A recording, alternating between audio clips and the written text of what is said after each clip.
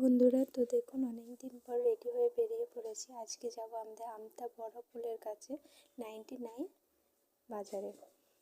তো এই যে যাচ্ছি, এই যে চলে এসেছি আমাদের আমতা স্টার 99 বাজার। তো এখানে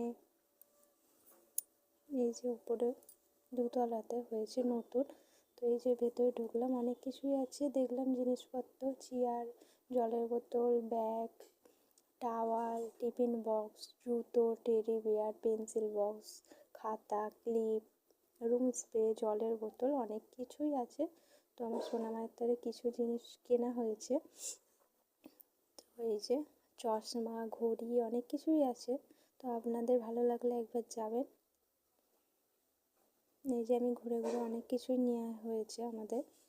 টেডি বিয়ার আছে, গাড়ি আছে।